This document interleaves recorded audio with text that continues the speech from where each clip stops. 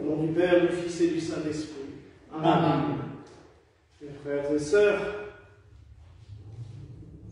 ce deuxième mercredi du mois de mai nous permet de continuer nos dévotions en l'honneur de la Vierge Marie, qui, il faut le reconnaître, sera vraiment à l'honneur cette semaine, puisque nous recommençons vendredi soir avec la fête de Notre-Dame de Fatima. Aujourd'hui, j'ai choisi comme évangile cet évangile très court, mais aussi qui peut souvent paraître comme un peu sec vis-à-vis de la Vierge Marie. Je l'ai déjà dit aussi à plusieurs reprises. Il faut dire que Jésus, souvent, ne passe pas par quatre chemins.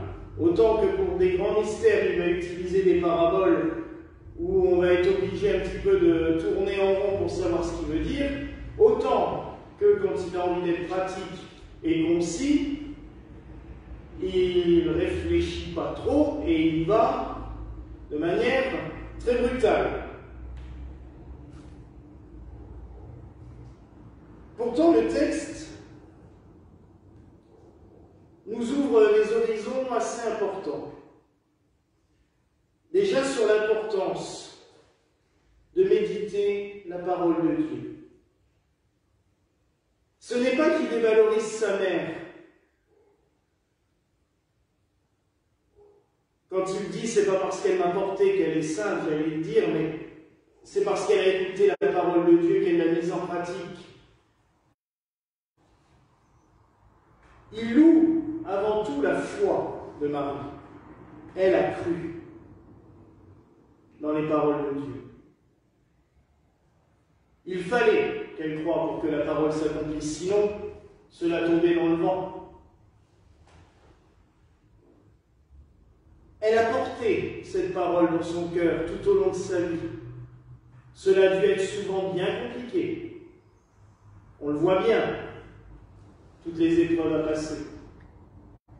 Et il faut reconnaître, je pense que ça vous est toutes et tous arrivé, on a déjà des fois tendance à douter de l'existence de Dieu pour des petites broutilles, alors dans des circonstances aussi graves que ce qu'elle a pu vivre dans sa vie, forcément, le commun des mortels aurait été appelé à douter, voire abandonner.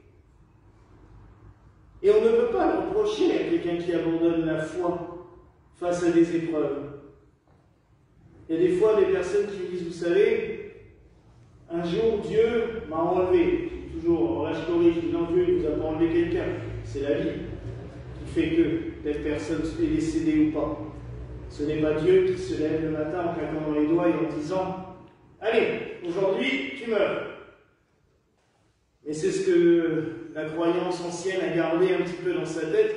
Et souvent, quand certains peuvent en témoigner ici, quand je lis dans le journal, il a plu à Dieu de rappeler à lui « J'ai envie de taper dans le tas parce qu'il dit « On ne plaît pas à Dieu de rappeler ».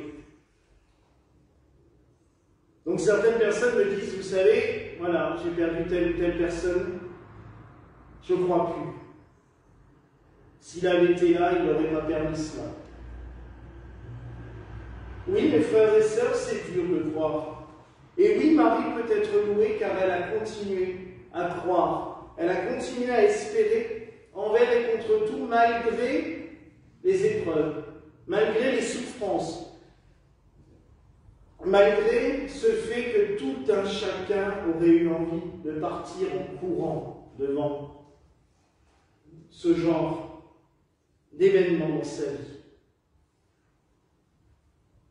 Mais il ne faut pas non plus dévaloriser le fait que Marie ait porté Jésus.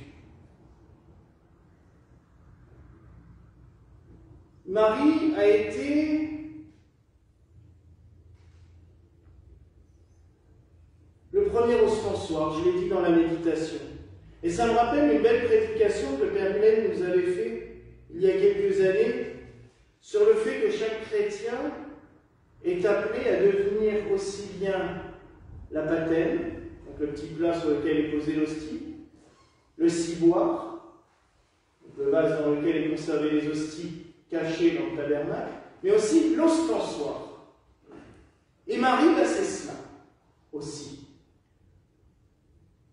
Elle a été la patène parce qu'elle a offert le Fils. La baptême, vous remarquerez qu'à part quand je distribue la communion, qu'on n'est pas nombreux ou je m'en sers pour cela, mais autrement, elle me sert 10 secondes dans la liturgie.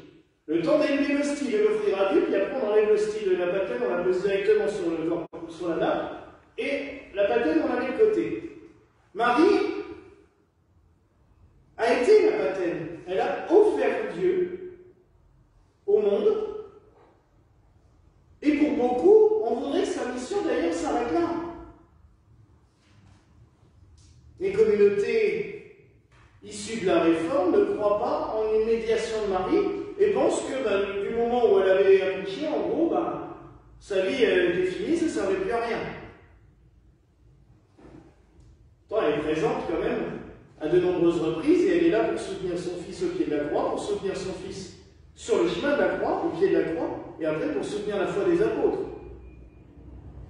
Après, Marie a été le ciboire. Elle a gardé Dieu caché en son sein pendant 9 mois. Et Marie est venue après l'ostensoir. Elle offre Dieu, elle le présente. Il y a d'ailleurs, alors théologiquement, enfin pas théologiquement, liturgiquement c'est interdit par l'Église de Rome, mais il y a quand même beaucoup de communautés qui l'ont fait au cours de l'histoire, et je trouve ça très beau.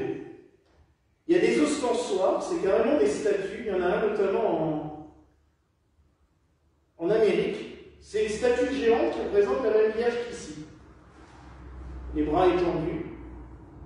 Et elle est 2 fois la taille humaine.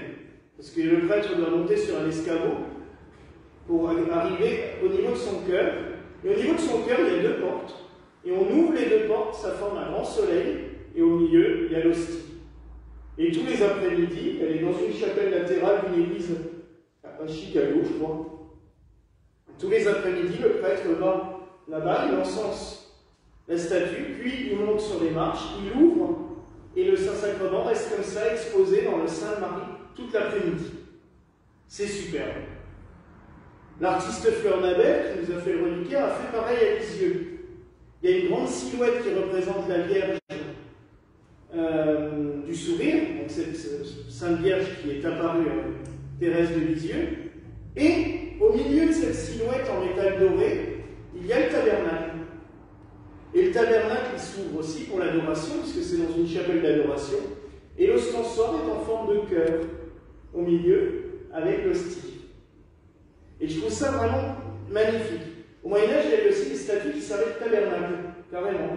On mettait le ciboire dans la poitrine de la Vierge. Marie est vraiment l'ostensoir qui nous montre et qui nous offre Dieu. Elle l'a fait durant sa vie, à chaque fois, elle a amené les gens vers Dieu, vers le Christ, et depuis 2000 ans, quand elle apparaît quelque part, c'est vraiment juste pour nous dire ça. Allez vers mon fils, comme elle l'a fait à Cana. Aux noces de Cana, allez le voir et faites tout ce qu'il vous dira. Et ça fait 2000 ans qu'elle répète la même chose, sous des formes diverses et variées, mais le but final, c'est toujours cela. Faites tout ce qu'il vous dira. Marie n'est pas une fin en soi, je l'ai déjà dit. Marie, elle ne fait que nous emmener vers le Christ. Elle est là pour nous le montrer, pour nous l'offrir. Et elle est là pour nous apprendre à être tout cela aussi. Oui, nous offrons Dieu avec nous-mêmes quand nous célébrons la messe. Il n'y a pas que le prêtre qui offre l'hostie à Dieu, qui offre le Christ à Dieu en sacrifice. C'est toute la communauté qui le fait. Quand nous recevons la Sainte Communion, nous portons Dieu en nous, comme Marie l'a fait pendant 9 mois. Eh oui, mes frères et sœurs, nous sommes un ciboire vivant en sortant. Mais nous pouvons aussi être des ostensoirs, c'est-à-dire que montrer Dieu rayonnant. Comme nous sortons d'ici, nous ne devons pas juste rester comme ça, même si ça peut être la vocation de certains, de rester juste unis dans la prière, dans la méditation, mais par nos gestes, par nos actions, par nos actes, nous devons être des ostensoirs vivants, montrer le Seigneur autour de nous. Et c'est ce que Marie a fait tout au long de sa vie. Alors oui, mes frères et sœurs, vous voyez à quel point le lien entre Marie et l'Eucharistie est grand. Et c'est pour cela que je trouve ça vraiment bon d'adorer le Saint-Sacrement pendant le mois de Marie, spécialement, et en union avec elle. Car c'est la première à nous avoir appris à adorer. Elle conservait toutes ces choses dans son cœur. On le lit, je ne sais pas combien de fois dans l'Évangile à propos de Marie. Et le Christ le loue. Heureux c'est qui a cru et qui a gardé ses paroles. Alors oui, mes frères et sœurs, n'ayons pas peur de nous mettre en adoration devant le Seigneur. Nous avons la meilleure des professeurs pour nous apprendre cela, la Vierge Marie.